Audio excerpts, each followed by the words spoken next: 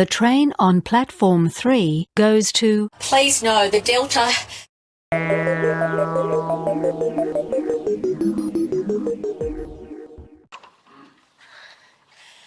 Good morning, everybody.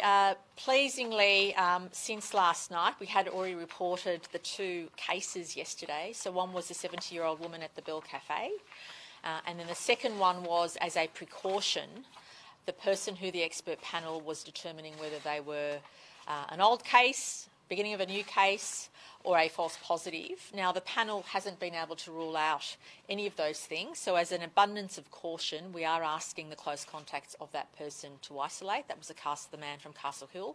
For the next 5 days, we want it to be compulsory for everybody to wear masks on public transport. If you are planning to go to an organised event, those events should proceed, because all major events, all outdoor events, all events have good COVID safety plans. So we don't want anyone to cancel any events. We don't want anyone to cancel any of those organised ticketed events in particular. Just make sure that whether you're the organiser of the event or you're someone attending, that you stick to those recommendations we've given you and stick to the good COVID safety plans. Those safety plans have worked for us in New South Wales. I'm just urging all of our citizens to do what you do best. Till 8 p.m. last night, we had 18 cases for that 24-hour period, but 13 of those were already known and announced. So there were 5 new cases from yesterday, last night, and 6 additional cases since 8 p.m. this morning. So in total, there have been 11 new cases since we last updated the community.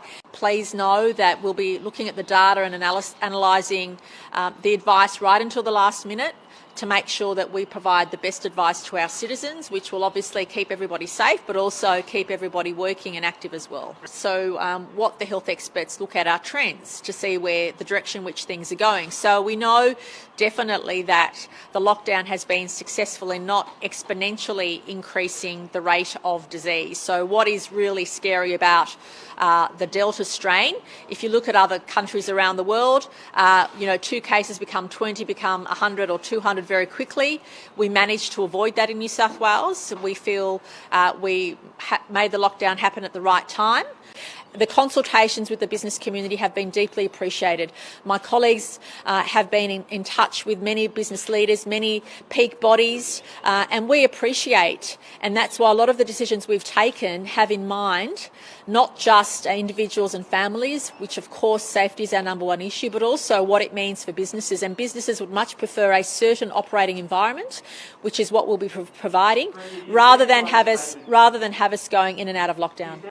And of course, in National Cabinet today, I'll not only be fighting for more vaccines, but also calling for New South Wales to be given its proportion sooner, as soon as we can, so that we can get those jabs in arms. I don't want any issue of holding back on vaccines for months. Forget about the rest of us. Can I just say, if everybody just takes on board, if each of us can call 5 people that we know that aren't vaccinated and tell them to get the jab, we'll get to that 10 million quick fast. And then ironically, we'll be the first state to have more freedoms. So this is the irony. The more jabs we get, the more free we can live.